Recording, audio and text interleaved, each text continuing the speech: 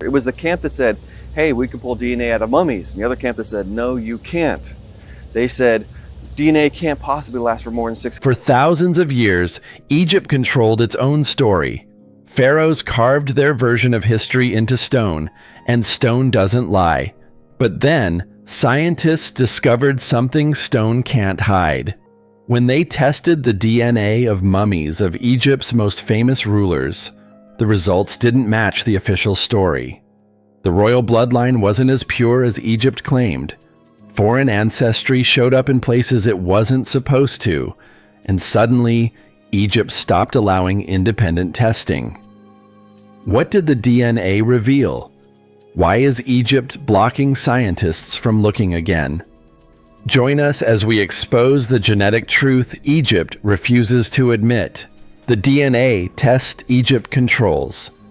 In February 2010, the Journal of the American Medical Association published one of the most anticipated scientific papers in Egyptology history.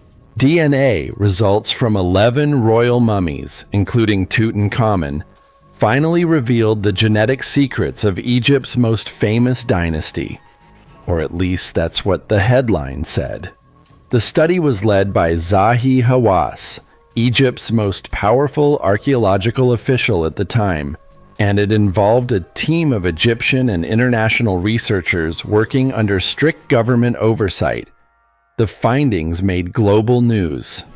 Tutan's parents were identified. Genetic diseases were confirmed. Family relationships that historians had debated for decades were suddenly proven through molecular evidence. But what the media didn't emphasize was how tightly Egypt controlled every aspect of the research. The mummies were tested in Egyptian labs using Egyptian equipment under Egyptian supervision. The foreign scientists on the team had limited access to the remains and no independent authority over how samples were collected or processed. More importantly, the raw genetic data was never released to the public or made available to outside researchers for verification. In legitimate scientific studies, especially ones making extraordinary claims, raw data gets published alongside the conclusions. Other labs can review it, test it, and attempt to replicate the findings. That's how science builds credibility. Egypt never did that. The study included summaries of genetic relationships and disease markers, but not the complete sequencing data that would allow independent analysis. When researchers asked why, the explanation was always the same. The data belonged to Egypt, and sharing it widely would violate the cultural sanctity of the royal remains. That reasoning might sound respectful on the surface, but it creates a serious problem. Without access to raw data, no one outside Egypt's approved circle can verify whether the conclusions are accurate or complete. It also means Egypt retains total control over what gets studied and what gets ignored. The 2010 study focused heavily on disease and immediate family relationships. It confirmed Tutankhamun men had malaria and a bone disorder. It showed his parents were siblings. It traced a genetic line back 3 generations. All useful information, but also safe information. Nothing controversial, nothing that challenged Egypt's preferred narrative about royal ancestry. What the study didn't do was compare the royal DNA to broader population groups across Africa, the Mediterranean, or the Near East. That kind of analysis would reveal deeper ancestral origins and show genetic connections to populations outside Egypt's borders. Egypt has consistently refused to conduct or authorize that broader comparison, and it won't let anyone else do it either. The justification is always vague. Officials say it's unnecessary or politically sensitive or disrespectful to the dead. But those explanations don't hold up under scrutiny because the testing itself already happened. The samples exist. The technology exists. What doesn't exist is permission. Egypt designed the study to answer specific questions while carefully avoiding others. It published enough to satisfy public curiosity, but not enough to allow independent verification or deeper analysis. That's not transparency. That's control. And when a government controls the testing, the samples, the labs, the publication process, and the raw data, it also controls the story those mummies tell. The DNA results Egypt released in 2010 weren't wrong. They just weren't complete. And the parts left out might be the most important parts of all. Yuya, the man who didn't fit. Yuya wasn't supposed to matter this much. He wasn't a pharaoh, never commanded armies, never built temples with his name carved in stone, but his DNA sits at the genetic center of Egypt's most powerful royal dynasty, and that makes him impossible to ignore. He was buried in the Valley of the Kings in 1905 in Tomb K 546 with a level of wealth and honor that shocked the archaeologists who found him. His mummy was remarkably well preserved, his face still recognizable, his features distinct, and those features didn't look like the other royal mummies. Early researchers noted it immediately. Yuya's skull shape was different. His facial structure was different. His hair, still attached to his mummy, had a texture that didn't match the typical appearance of native Egyptians from the 18th dynasty. Some described him as having foreign characteristics. Though modern Egyptologists avoid that phrasing now because it opens uncomfortable questions about where he actually came from.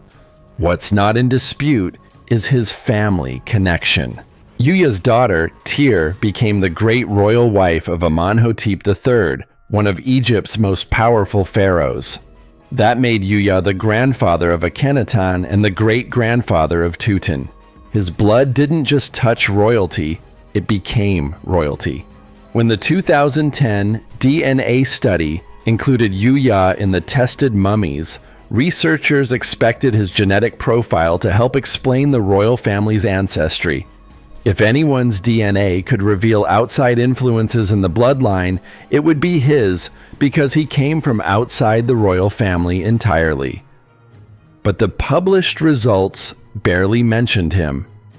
The study confirmed his relationship to Tia and traced his genetic connection to Tutankhamun through the maternal line, but it didn't analyze what his DNA said about his own ancestry or where his people originated. That omission wasn't accidental. Yuya's genetic markers didn't fit the narrow Egyptian profile the study was designed to emphasize, and expanding the analysis to explain his background would have required exactly the kind of broader population comparison Egypt refuses to conduct.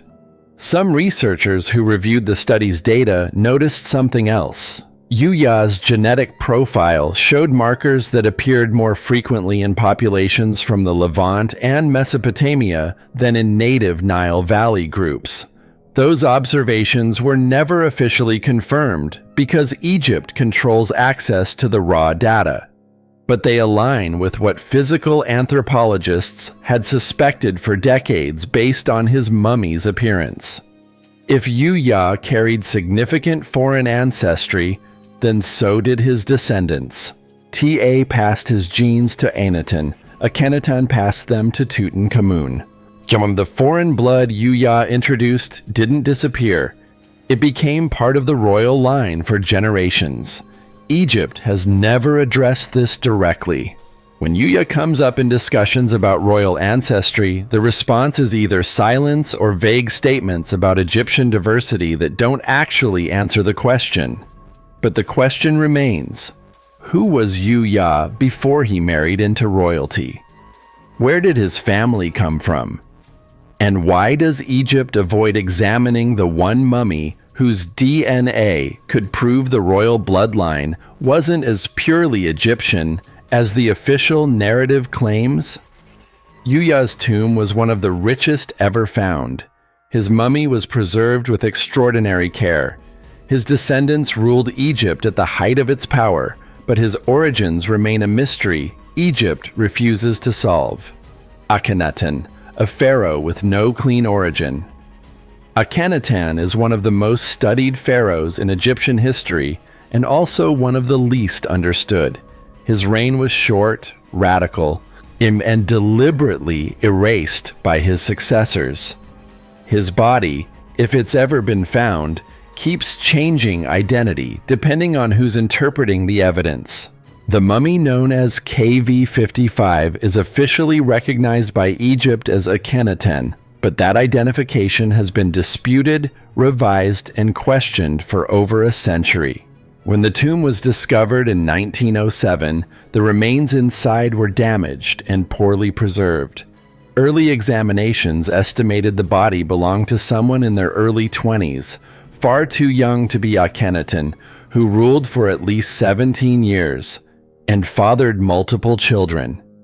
For decades, Egyptologists debated whether KV55 was Akhenaten, his possible co-regent Smenkhare, or someone else entirely. The age didn't match. The physical evidence was ambiguous, and the burial context was confusing. Then the 2010 DNA study declared the debate over. According to genetic testing, KV55 was Tutankhamun's father, which meant it had to be Akhenaten. Egypt presented this as definitive proof and closed the case. But the age problem never went away. New examinations using updated methods have produced wildly different estimates, some now suggesting the remains could belong to someone in their 40s, others still insisting the body is too young. Egypt's response to these contradictions has been to quietly adjust the narrative each time without admitting the previous conclusion was uncertain. When the age doesn't fit, the explanation becomes that disease or stress aged the body differently, or that ancient Egyptians matured at different rates. What makes Akhenaten especially problematic for Egypt is that his entire reign was an anomaly. He abandoned the traditional gods, moved the capital to a new city built from nothing, and imposed a monotheistic religion that Egypt violently rejected after his death. His art shows him with an elongated skull, feminine hips, and a distended belly. Some scholars argue this was symbolic or stylistic, but others believe it reflected real physical abnormalities caused by genetic disorders. The DNA study found evidence of inherited conditions in the royal family, but it didn't explain why Akhenaten looks so different from his father, Amenhotep III, or why his religious revolution was so alien to Egyptian tradition. Some researchers have quietly suggested Akhenaten's sudden rise and radical changes hint at a bloodline that wasn't entirely Egyptian, possibly connected through his grandmother Mutamuya or great-grandfather Yuya, both of whom show signs of foreign origin. Egypt rejects this interpretation completely and insists Akhenaten was fully Egyptian, just unusual in his religious vision and artistic choices. But unusual doesn't explain why his successors tried to erase him from history. Unusual doesn't explain why his name was chiseled off monuments and his city abandoned. Unusual doesn't explain why his body, if KB55 really is his, was buried in a hastily reused tomb with damaged inscriptions. Akhenaten wasn't just different. He was wrong somehow in ways that made Egypt want to forget he ever existed. And the DNA that could explain what made him so wrong is locked in samples Egypt won't fully analyze or share. The mummy's identity keeps shifting. The explanations keep changing. And the one constant is Egypt's refusal to let anyone look closely enough to know for sure. Tutankhamun's DNA wasn't the whole story. The 2010 study was marketed to the public as the definitive answer to the mystery of Tutankhamun's death and lineage. Headlines called it groundbreaking. Museums updated their displays. Documentaries presented the findings as settled science. But what the study actually revealed was far narrower than what people were led to believe. The research focused almost exclusively on two things: identifying Tutankhamun's immediate family members and cataloging genetic diseases that might explain his early death and physical disabilities. Both goals were achieved. The study confirmed his father was the mummy in K-Mavi 55. His mother was a sister of that same man, and his grandparents included Amenhotep III and Yuya's daughter, Ta. It also found genetic markers for malaria, a bone disorder called collar disease, and a club foot, all of which likely contributed to his fragile health and early death at around 19 years old. That information answered questions Egyptologists had been debating for decades, and it was genuinely valuable. But it wasn't the whole story, and it was never meant to be. What the study deliberately avoided was the bigger question that geneticists outside Egypt kept asking. Where did this royal family originally come from? That question requires a completely different kind of DNA analysis. Instead of just comparing mummies to each other, you compare them to reference populations from across Africa, the Mediterranean, the Levant, Mesopotamia, and Anatolia. Modern genetic databases contain samples from ancient populations in all those regions. Matching the royal mummies against those databases would reveal ancestral origins, migration patterns, and genetic connections to groups outside Egypt's borders. The technology to do this existed in 2010, and it's only gotten more precise since then. The analysis wouldn't have required additional samples or invasive testing. It could have been done using the DNA that was already extracted. Egypt chose not to do it. The study's methodology section makes this clear. The researchers explicitly limited their analysis to familial relationships and disease markers. Population genetics and ancestry comparison were not part of the approved scope. That limitation wasn't a scientific necessity. It was a deliberate boundary set by Egyptian authorities before the research began. When asked why, Egypt's explanation was that the study's purpose was medical and genealogical, not anthropological. Ancestry questions were considered outside the project's goals. But that framing is misleading because understanding where a royal family came from is directly relevant to understanding who they were. Genetics doesn't separate neatly into medical versus ancestral categories. The same DNA that shows disease also shows origin. Egypt's refusal to include ancestry analysis suggests the government knew what that data might reveal and decided it was safer not to look. The study confirmed Tutankhamun's parents were closely related, which explained his health problems. But it didn't explain where his great-great-grandparents came from, or whether the royal line carried significant genetic input from populations outside Egypt. Those answers exist in the samples Egypt still controls. The DNA is there, preserved and cataloged, us waiting for analysis that Egypt refuses to authorize. The 2010 study wasn't wrong about what it tested. It was incomplete by design.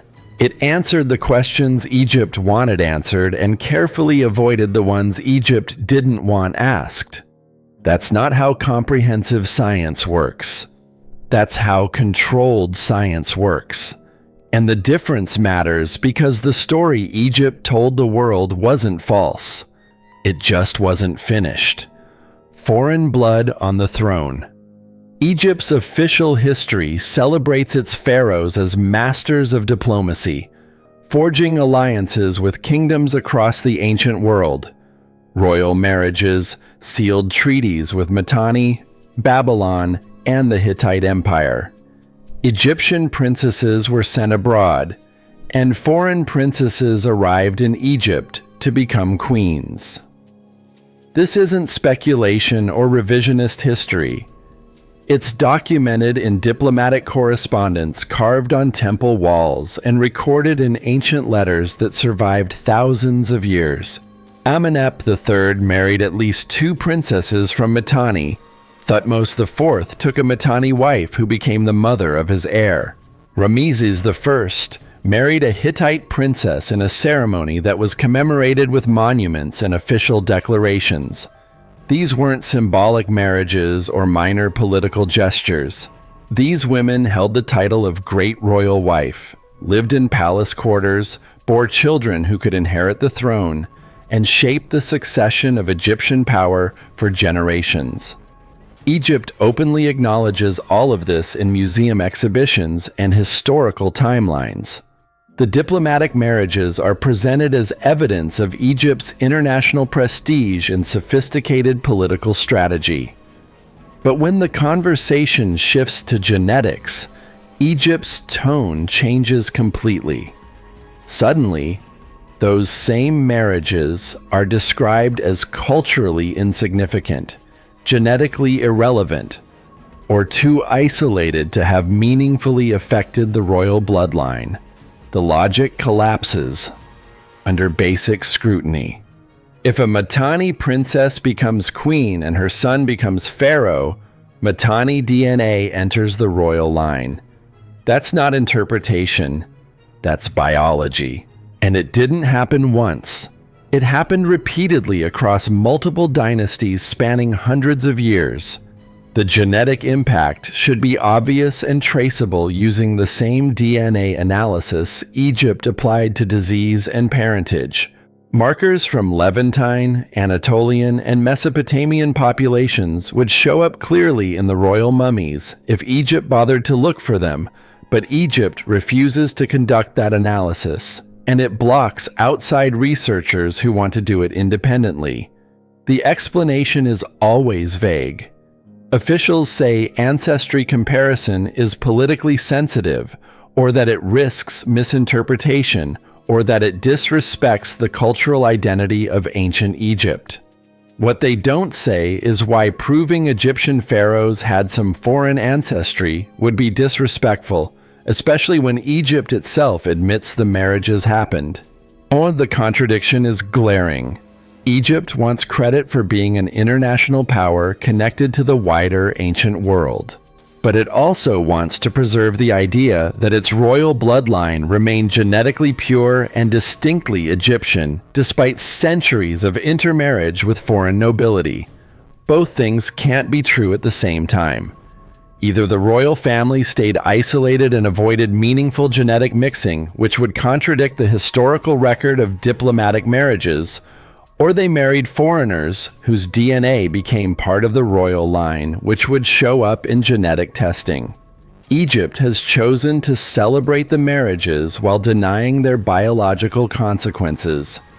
And that position only makes sense if the government is afraid of what the DNA might actually prove. The foreign queens existed. Their children ruled. Their blood flowed through the veins of Egypt's most famous pharaohs. Egypt doesn't deny the history. Well, it just refuses to confirm what that history means genetically. And that refusal says more than any DNA test ever could. The evidence is there, documented in stone and preserved in royal tombs. Egypt simply won't let science verify what the historical record already proves. Why independent testing is still blocked.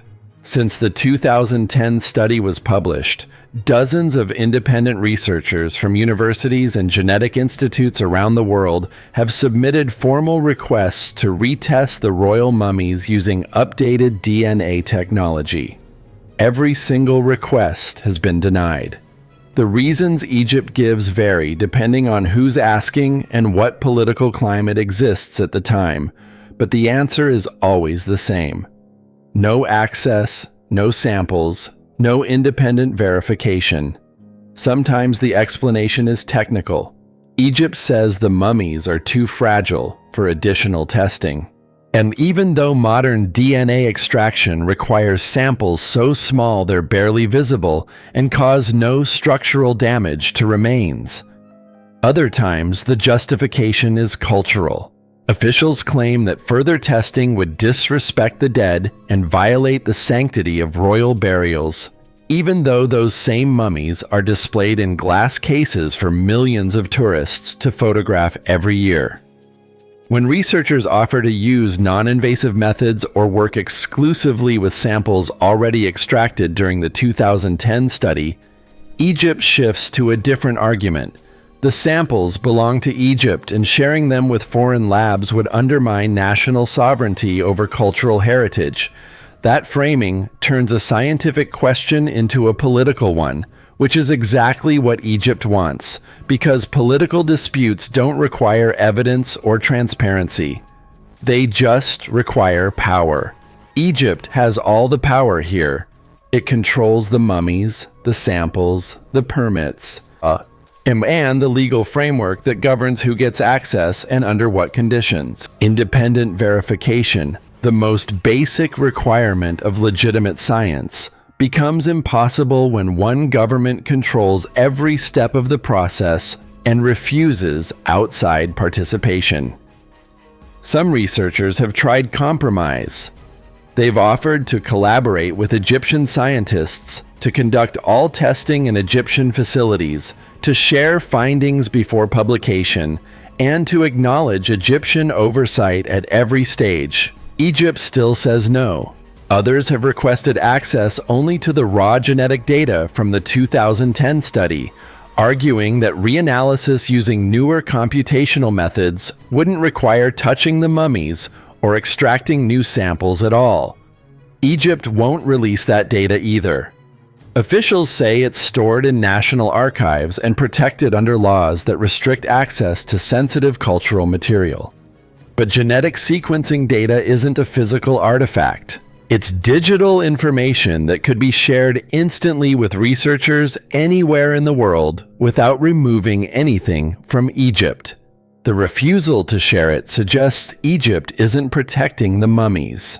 It's protecting the narrative those mummies might contradict. What makes this especially troubling is that scientific advances since 2010 have made ancestry analysis far more precise and less invasive than it was 15 years ago. Technology that didn't exist back then can now extract detailed population genetics from degraded samples and trace lineages across continents with extraordinary accuracy. Egypt could authorize updated testing tomorrow and settle every question about royal ancestry definitively. If the pharaohs were purely Egyptian, with no significant foreign genetic input, the data would prove it beyond dispute. But Egypt won't allow the testing, and that refusal raises an obvious question. If there's nothing to hide, why block verification? The pattern is unmistakable. Requests are denied. Researchers are told to accept the 2010 conclusions without independent confirmation.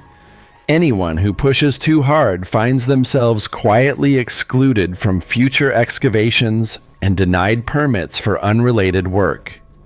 The message is clear. Accept Egypt's version of the story or lose access entirely. That's not how science works. That's how governments control information they're afraid to let others examine. The silence after publication. After the 2010 DNA study made international headlines, Egypt promised more research was coming. Follow-up studies were mentioned. Expanded analysis was hinted at. Additional mummies would be tested, officials said, and the work would continue. None of that happened. Instead, the royal mummy DNA research effectively stopped. No major follow-up studies were published. No expanded ancestry analysis appeared.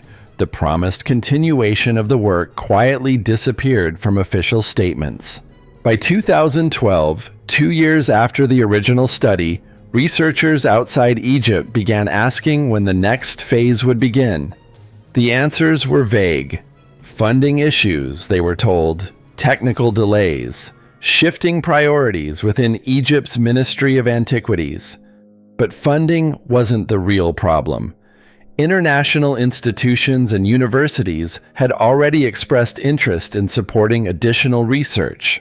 The technology was advancing rapidly, making the work easier and cheaper than it had been during the original study. What stopped wasn't science. It was the permission. Some of the international researchers involved in the 2010 project began distancing themselves from public discussions about royal ancestry. Interviews became harder to arrange. Conference presentations focused on safer topics like mummification techniques and burial practices. A few scientists who had been vocal about the need for broader population analysis went notably quiet. When asked directly about follow-up research, their responses became cautious and non-committal. That kind of silence doesn't happen by accident. It happens when people realize that speaking openly comes with professional consequences. Egypt controls access to one of the most important archaeological landscapes in the world.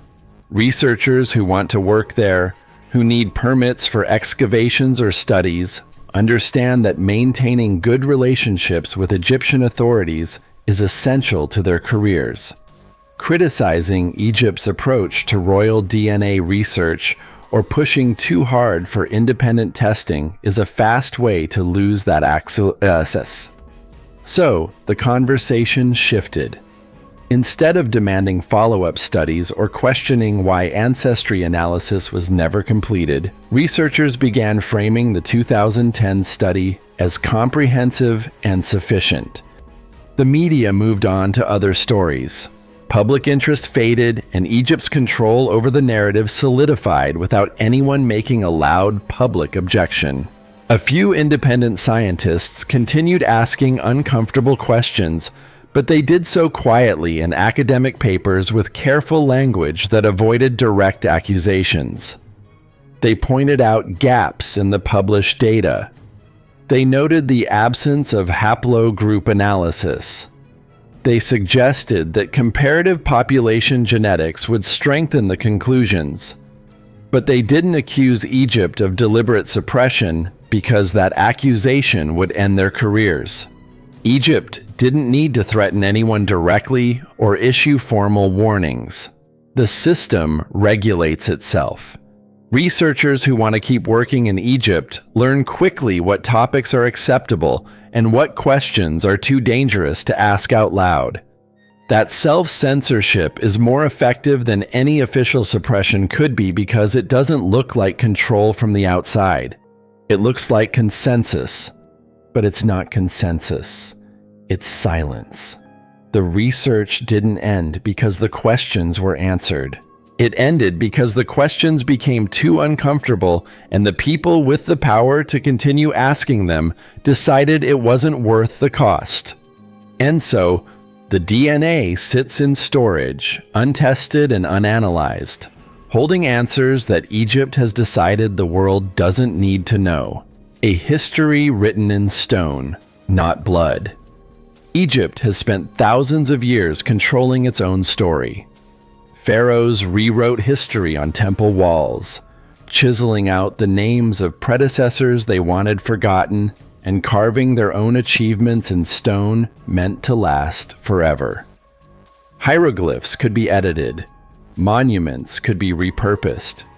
Inconvenient rulers like Akhenaten could be erased so completely that later generations didn't even know they existed. For most of human history, that kind of control worked. The pharaohs decided what the future would remember. And stone was the only record that mattered. But DNA doesn't care about propaganda. It doesn't respect political narratives or national identity. It can't be chiseled away or rewritten to suit modern sensibilities. Blood tells a different story than stone. And that's exactly why Egypt won't let anyone read it.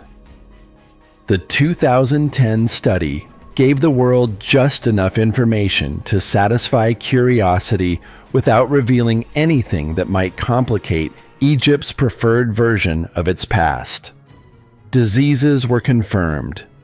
Family relationships were traced. Safe conclusions were published. But the deeper questions, the ones that actually matter when you're trying to understand who the pharaohs really were, remain unanswered by design. Where did the royal bloodline originate? How much foreign ancestry entered through centuries of diplomatic marriages? What do the genetic markers of figures like Yuya and Akhenaton actually reveal about Egypt's connection to surrounding civilizations? Those answers exist right now in samples sitting in Egyptian storage facilities. The DNA has been extracted. The technology to analyze it exists. International researchers are ready and willing to do the work. What doesn't exist is permission. And permission is the only thing standing between silence and truth. Egypt's refusal to authorize independent testing or broader ancestry analysis isn't about respecting the dead. It's about controlling what the living are allowed to know. The longer that refusal continues, the more obvious it becomes that Egypt isn't protecting its heritage. It's protecting a story that the genetic evidence might contradict. And the story Egypt insists on is clear. The pharaohs were Egyptian purely and completely, with no significant foreign influence worth acknowledging or investigating. But history says otherwise. Diplomatic marriages happened. Foreign queens ruled. Children with mixed ancestry inherited the throne. The only question is how much of that mixing shows up in the DNA.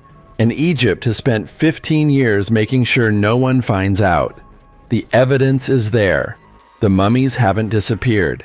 The samples haven't degraded beyond use. The science hasn't reached a dead end.